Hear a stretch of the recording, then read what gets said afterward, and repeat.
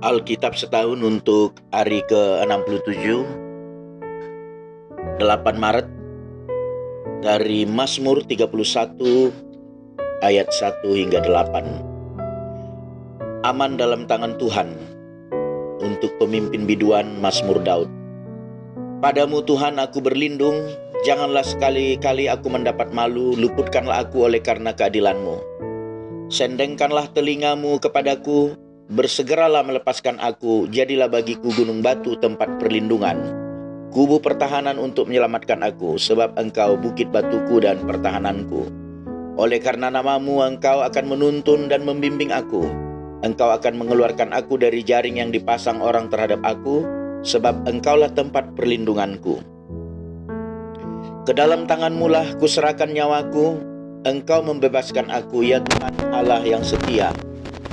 Engkau benci kepada orang-orang yang memuja berhala yang sia-sia, tetapi aku percaya kepada Tuhan. Aku akan bersorak-sorak dan bersuka cita karena kasih setiamu, sebab Engkau telah menilik sengsaraku, telah memperhatikan kesesakan jiwaku. Dari Perjanjian Baru, Markus 13 hingga Markus 14 ayat 16. Tetapi tentang hari atau saat itu tidak seorang pun yang tahu, malaikat-malaikat di sorga tidak, dan anak pun tidak, hanya Bapa saja. Nasihat supaya berjaga-jaga. Hati-hatilah dan berjaga-jagalah, sebab kamu tidak tahu bila manakah waktunya tiba. Dan halnya sama seperti seorang yang bepergian yang meninggalkan rumahnya dan menyerahkan tanggung jawab kepada hamba-hambanya, masing-masing dengan tugasnya, dan memerintahkan penunggu pintu supaya berjaga-jaga. Karena itu berjaga-jagalah, sebab kamu tidak tahu bila manakah tuan rumah itu pulang, menjelang malam atau tengah malam atau larut malam atau pagi-pagi buta, supaya kalau ia tiba-tiba datang, jangan kamu didapatinya sedang tidur. Apa yang kukatakan kepada kamu, kukatakan kepada semua orang, berjaga-jagalah. Rencana untuk membunuh Yesus. Hari Raya Paskah dan Hari Raya Roti Tidak Beragi akan mulai 2 hari lagi. Imam-imam kepala dan ahli-ahli Taurat mencari jalan untuk menangkap dan membunuh Yesus dengan tipu daya. Sebab mereka berkata, jangan pada waktu perayaan, supaya jangan timbul keributan di antara rakyat. Yesus diurapi. Ketika Yesus berada di Betania, di rumah Simon si Kusta, dan sedang duduk makan, datanglah seorang perempuan membawa suatu buli-buli pualam berisi minyak narwastu, murni yang mahal harganya. Setelah dipecahkannya leher buli-buli itu, dicurahkannya minyak itu ke atas kepala Yesus. Ada orang yang menjadi gusar dan berkata seorang kepada yang lain, untuk apa pemborosan minyak narwastu itu? Sebab minyak ini dapat dijual 300 dinar lebih, dan uangnya dapat diberikan kepada orang-orang. Lalu mereka memarahi perempuan itu, tetapi Yesus berkata, biarkanlah dia, mengapa kamu menyusahkan dia? Ia telah melakukan sesuatu perbuatan yang baik padaku. Karena orang-orang miskin selalu ada padamu, dan kamu dapat menolong mereka bila mana kamu menghendakinya, tetapi aku tidak akan selalu bersama-sama kamu. Ia telah melakukan apa yang dapat dilakukannya. Tubuhku telah diminyakinya sebagai persiapan untuk penguburanku. Aku berkata kepadamu, sesungguhnya di mana saja Injil diberitakan di seluruh dunia, apa yang dilakukannya ini akan disebut juga untuk mengingat dia. Yudas mengkhianati Yesus. Lalu pergilah Yudas Iskariot, salah seorang dari ke-12 murid itu, kepada imam-imam kepala, dengan maksud untuk menyerahkan Yesus kepada mereka. Mereka sangat gembira waktu mendengarnya, dan mereka berjanji akan memberikan uang kepadanya. Kemudian ia mencari kesempatan yang baik untuk menyerahkan Yesus. Yesus makan Paskah dengan murid-muridnya. Pada hari pertama dari Hari Raya Roti Tidak Beragi, pada waktu orang menyembelih domba Paskah, murid-murid Yesus berkata kepadanya, ke tempat mana engkau kehendaki kami pergi untuk mempersiapkan perjamuan Paskah bagimu? Lalu ia menyuruh 2 orang muridnya dengan pesan, pergilah ke kota. Di sana kamu akan bertemu dengan seorang yang membawa kendi berisi air. Ikutlah dia. Dan katakanlah kepada pemilik rumah yang dimasukinya, pesan guru, di manakah ruangan yang disediakan bagiku untuk makan Paskah bersama-sama dengan murid-muridku? Lalu orang itu akan menunjukkan kamu sebuah ruangan atas yang besar, yang sudah lengkap dan tersedia. Disitulah kamu harus mempersiapkan perjamuan Paskah untuk kita." Maka berangkatlah kedua murid itu, dan setibanya di kota, didapati mereka semua seperti yang dikatakan Yesus kepada mereka, lalu mempersiapkan Paskah.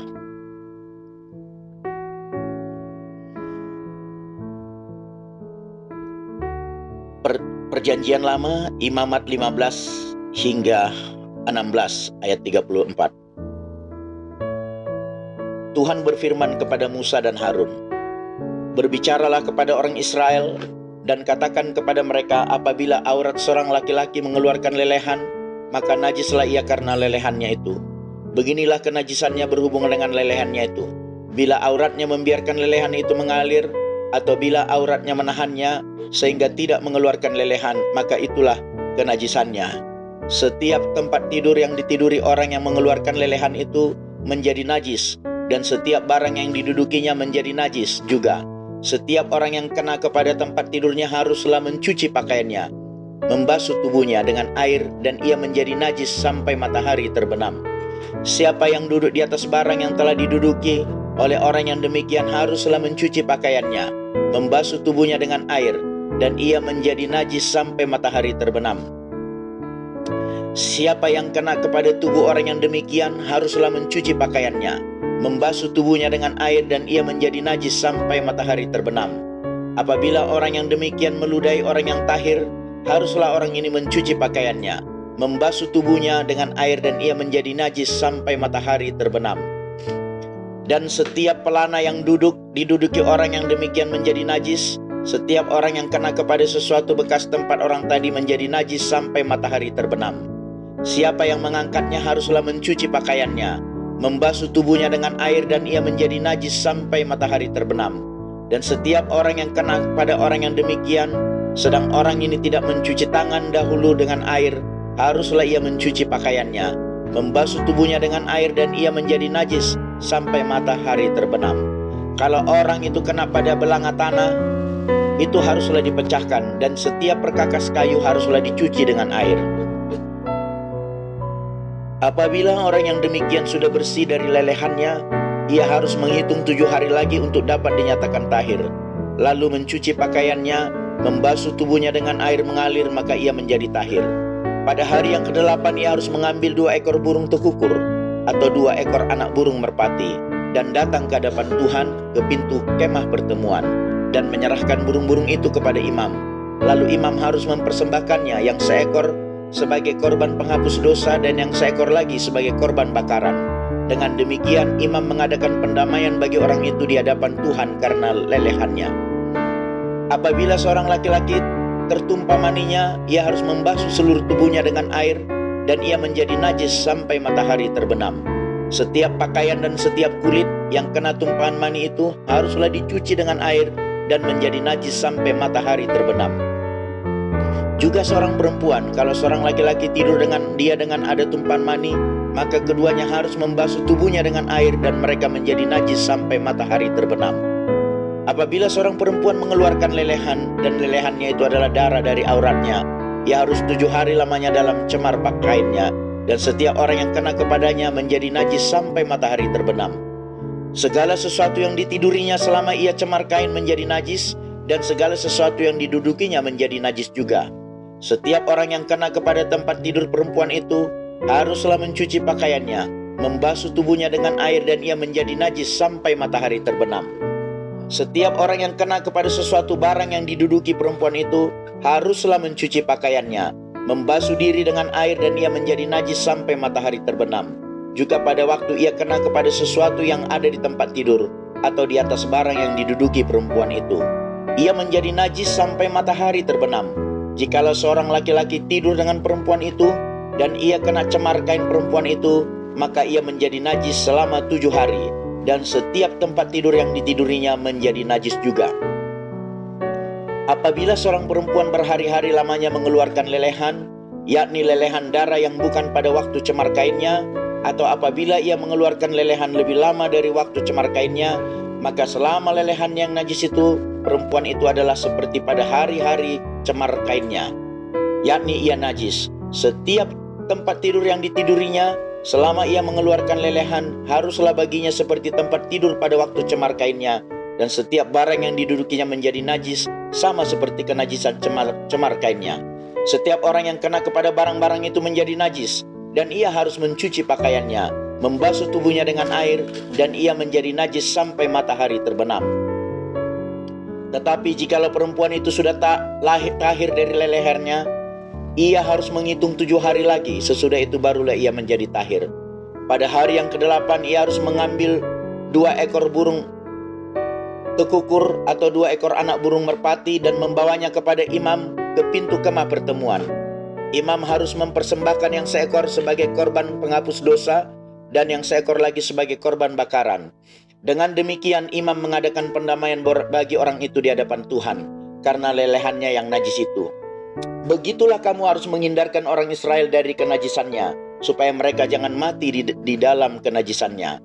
Bila mereka menajiskan kemah suciku yang ada di tengah-tengah mereka itu, itulah hukum tentang seorang laki-laki yang mengeluarkan lelehan atau yang tertumpah maninya yang menyebabkan dia najis, dan tentang seorang perempuan yang tercemar kain, dan tentang seorang baik laki-laki maupun perempuan yang mengeluarkan lelehan, dan tentang laki-laki yang tidur dengan perempuan yang najis. Imamat 16, Hari Raya Pendamaian. Sesudah kedua anak Harun mati, yang terjadi pada waktu mereka mendekat ke hadapan Tuhan, berfirmanlah Tuhan kepada Musa.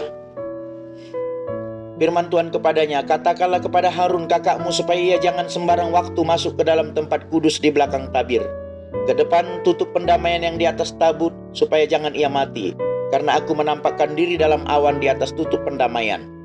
Beginilah caranya Harun masuk ke dalam tempat kudus itu, yakni dengan membawa seekor lembu jantan muda untuk korban penghapus dosa dan seekor domba jantan untuk korban bakaran.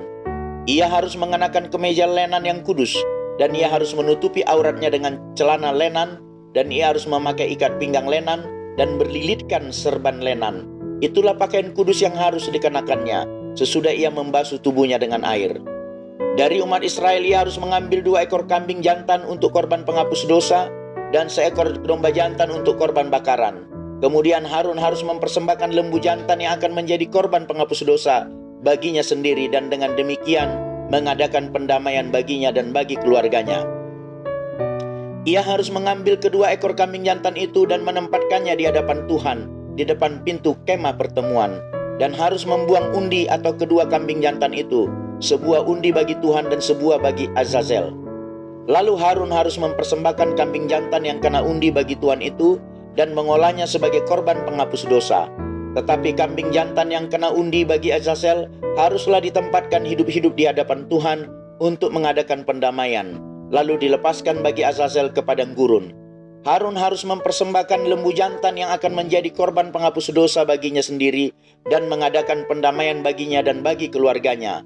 Ia harus menyembelih lembu jantan itu, dan ia harus mengambil perbaraan berisi penuh bara api dari atas mezbah yang di hadapan Tuhan, serta serangkup penuh ukupan dari wangi-wangian yang digiling sampai halus, lalu membawanya masuk ke belakang tabir. Kemudian ia harus meletakkan ukupan itu di atas api yang di hadapan Tuhan, sehingga asap ukupan itu menutupi tutup pendamaian yang di atas hukum Allah, supaya ia jangan mati. Lalu ia harus mengambil seekor sedikit dari darah lembu jantan itu dan memercikannya dengan jarinya ke atas tutup pendamaian di bagian muka. Dan ke depan tutup pendamaian itu ia harus memercikan sedikit dari darah itu dengan jarinya 7 kali. Lalu ia harus menyembelih domba jantan yang akan menyembelih korban penghapus dosa bagi bangsa itu dan membawa darahnya masuk ke belakang tabir. Kemudian haruslah diperbuatnya dengan darah itu seperti yang diperbuatnya dengan darah lembu jantan, yakni ia harus memercikannya ke atas tutup pendamaian dan ke depan tutup pendamaian itu. Dengan demikian ia mengadakan pendamaian bagi tempat kudus itu karena segala kenajisan orang Israel dan karena segala pelanggaran mereka. Apapun juga dosa mereka, demikianlah harus diperbuatnya dengan kemah pertemuan yang tetap diam di antara mereka di tengah-tengah segala kenajisan mereka. Seorang pun tidak boleh hadir dalam kemah pertemuan bila Harun masuk untuk mengadakan pendamaian di tempat kudus sampai ia keluar setelah mengadakan pendamaian baginya sendiri, bagi keluarganya dan bagi seluruh jemaah orang Israel. Kemudian haruslah ia pergi keluar mezbah yang ada di hadapan Tuhan dan mengadakan pendamaian bagi mezbah itu. Ia harus mengambil sedikit dari darah lembu jantan dan dari darah domba jantan itu, dan membubuhnya pada tanduk-tanduk mezbah sekelilingnya. Kemudian ia harus memercikkan sedikit dari darah itu ke mezbah itu dengan jarinya 7 kali, dan mentahirkan serta menguduskannya, dan dari segala kenajisan orang Israel, setelah selesai mengadakan pendamaian bagi tempat kudus, dan kemah pertemuan serta mezbah. Ia harus mempersembahkan kambing jantan yang masih hidup itu, dan Harun harus meletakkan kedua tangannya ke atas kepala kambing jantan yang hidup itu, dan mengakui di atas kepala kambing itu segala kesalahan orang Israel dan segala pelanggaran mereka. Apapun juga dosa mereka, ia harus menanggungkan semuanya itu ke atas kepala kambing jantan itu, dan kemudian melepaskannya kepada gurun dengan perantaran seseorang yang sudah siap sedia untuk itu. Demikianlah kambing jantan itu harus mengangkut segala kesalahan Israel ke tanah yang tandus, dan kambing itu harus dilepaskan di padang gurun. Sesudah itu Harun harus masuk ke dalam kemah pertemuan dan menanggalkan pakaian lenan yang dikenakannya ketika ia masuk ke dalam tempat kudus, dan harus meninggalkannya di sana. Ia harus membasuh tubuhnya dengan air di suatu tempat yang kudus dan mengenakan pakaiannya sendiri. Lalu ia harus keluar dan mempersembahkan korban bakarannya sendiri dan korban bakaran bangsa itu. Dengan demikian ia mengadakan pendamaian baginya sendiri dan bagi bangsa itu. Kemudian ia harus membakar lemak korban penghapus dosa di atas mezbah. Maka orang yang melepaskan kambing jantan bagi Azazel itu harus mencuci pakaiannya, membasuh tubuhnya dengan air, dan sesudah itu barulah boleh masuk ke perkemahan. Lembu jantan dan kambing jantan korban penghapus dosa yang darahnya telah dibawa masuk untuk mengadakan pendamaian di tempat kudus harus dibawa keluar dari perkemahan, dan kulitnya, dagingnya, dan kotorannya harus dibakar habis. Siapa yang membakar semuanya itu harus mencuci pakaiannya, membasuh tubuhnya dengan air, dan sesudah itu barulah boleh masuk ke perkemahan. Inilah yang harus menjadi ketetapan untuk selama-lamanya bagi kamu, yakni pada bulan yang ke-7, pada tanggal 10 bulan itu kamu harus merendahkan diri dengan berpuasa, dan janganlah kamu melakukan sesuatu pekerjaan, baik orang Israel asli maupun orang asing yang tinggal di tengah-tengahmu. Karena pada hari itu harus diadakan pendamaian bagimu untuk mentahirkan kamu. Kamu akan ditahirkan dari segala dosamu di hadapan Tuhan. Hari itu harus menjadi Sabat, hari perhentian penuh bagimu, dan kamu harus merendahkan diri dengan berpuasa. Itulah suatu ketetapan untuk selama-lamanya. Dan pendamaian harus diadakan oleh imam yang telah diurapi dan telah ditabiskan untuk memegang jabatan imam, menggantikan ayahnya. Ia harus mengenakan pakaian lenan, yakni pakaian kudus. Ia harus mengadakan pendamaian bagi tempat maha kudus, bagi kemah pertemuan, dan bagi mezbah, juga bagi para imam dan bagi seluruh bangsa itu, yakni jemaah itu. Itulah yang harus menjadi ketetapan untuk selama-lamanya bagimu, supaya sekali setahun diadakan pendamaian bagi orang Israel karena segala dosa mereka. Maka Harun melakukan seperti yang diperintahkan Tuhan kepada Musa. Amin.